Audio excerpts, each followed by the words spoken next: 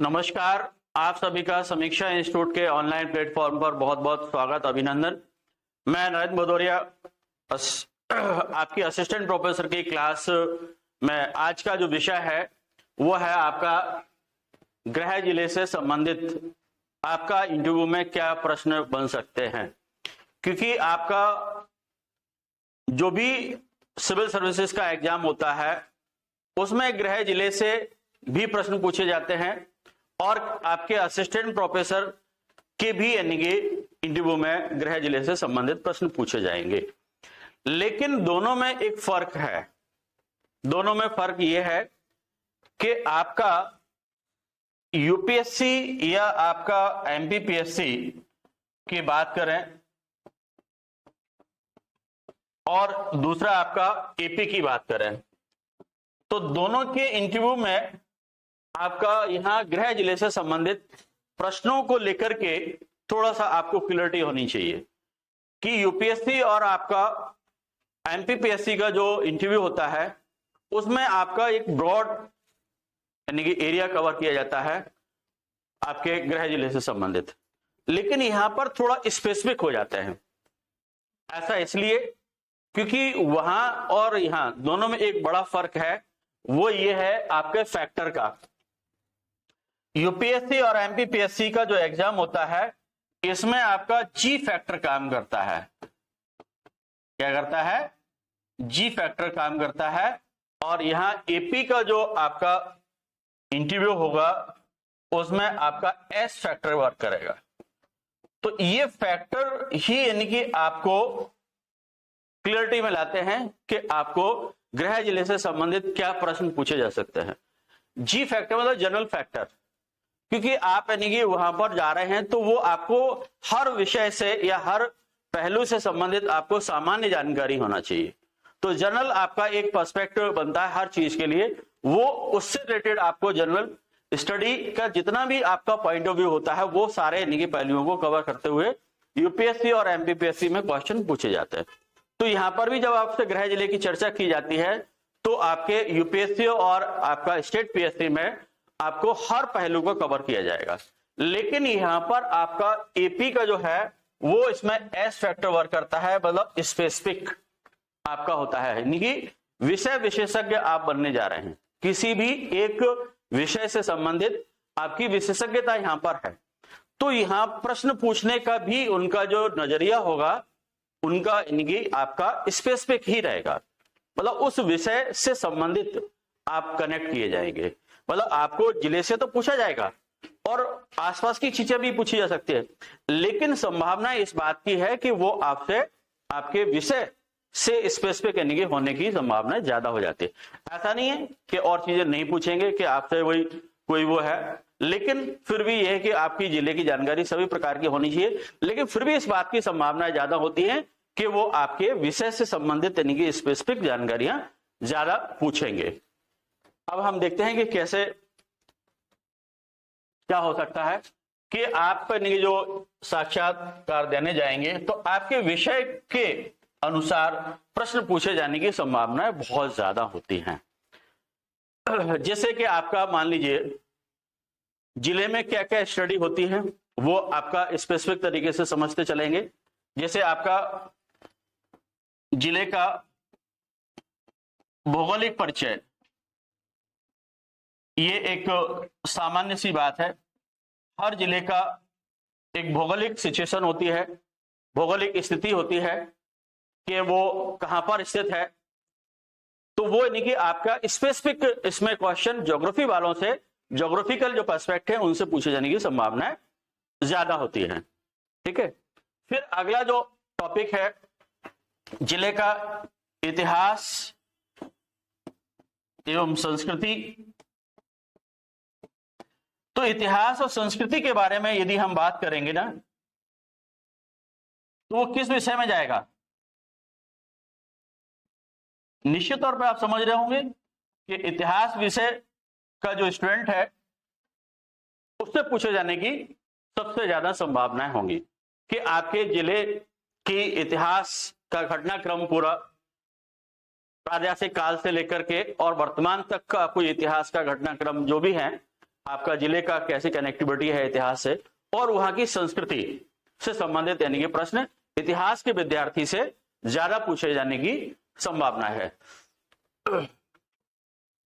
इसके बाद आपका जिले की राजनीतिक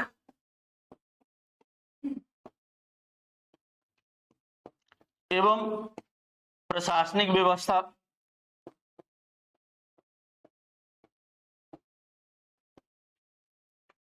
तो आप इस बात को समझ रहे होंगे कि ये आपकी जिले की राजनीतिक व्यवस्था और आपकी प्रशासनिक व्यवस्था के जो प्रश्न है वो पॉलिटिकल साइंस के स्टूडेंट से पूछे जाने की पूरी संभावनाएं रहेंगी।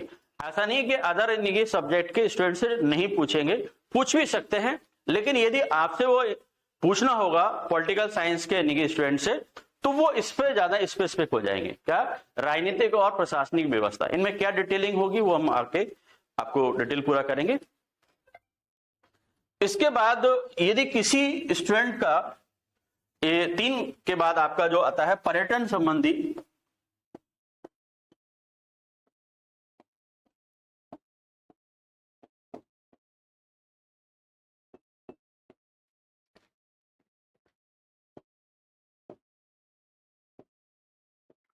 उस विषय के उस जिले के पर्यटन संबंधी जो भी पहलू हैं तो वो यानी कि आपके अलग अलग विषयों में लेकर के अलग अलग तरीके से कनेक्ट होंगे। ये किसी भी स्पेसिफिक हम उसकी बात करें तो उसकी कोई अभी असिस्टेंट प्रोफेसर में जगह नहीं आई है ना, क्योंकि वो पर्यटन से संबंधित भी एक विषय होता है ना, उसमें MBA होता है मैनेजमेंट का, लेकिन उसमें कोई वैकेंसी नहीं है। तो आपका पर्यटन अब आप कैसे अलग अलग सब्जेक्ट से कनेक्ट होगा। जैसे ऐतिहासिक दृष्टिकोण से बात करें तो वो पर्यटन होगा निश्चित तौर पर, क्योंकि जो पर्यटन स्थल ऐतिहासिक तौर पर हैं, जो ऐतिहासिक पर्यटन स्थल है वो इनके इतिहास में चले जाएंगे।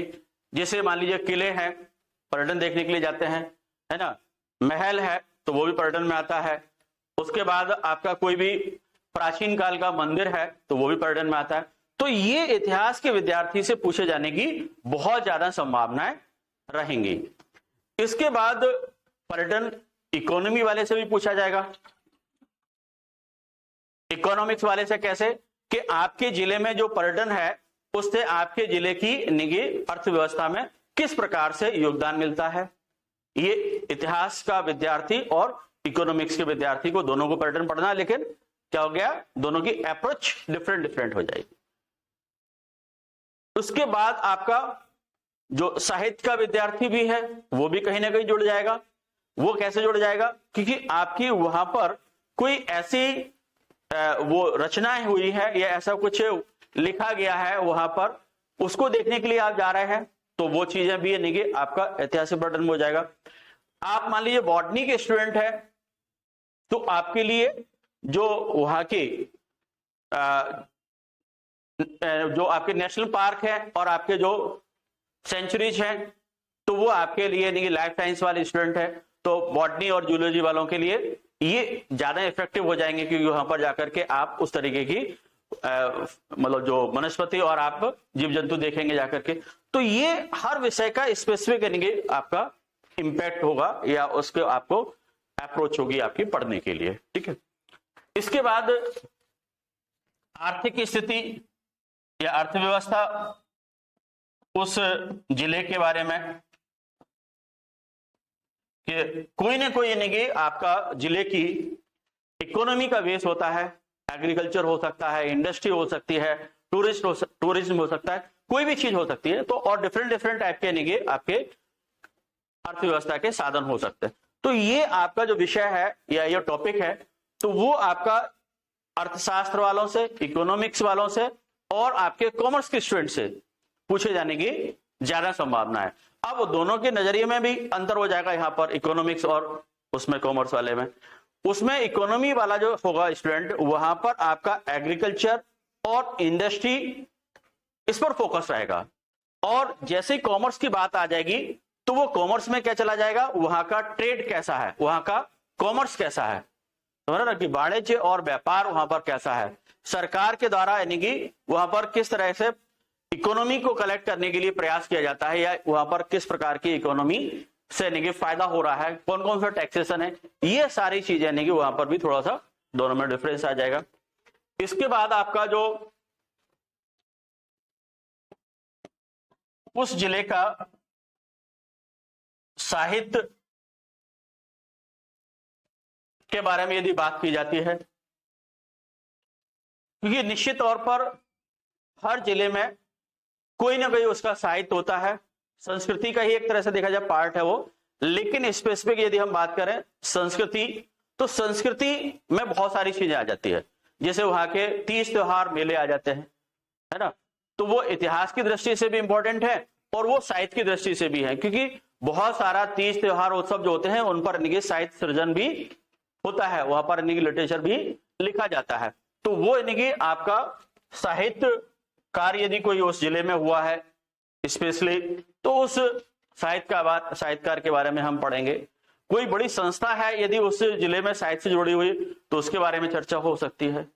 तो ये आपके कई ऐसे पहलू है जिन पर यानी कि आपकी चर्चा स्पेसिफिक हो जाएगी। अब जर्नलाइज जो है वो यानी कि हम बात कर लेते हैं पहले, फिर स्पेसिफिक और होते चले।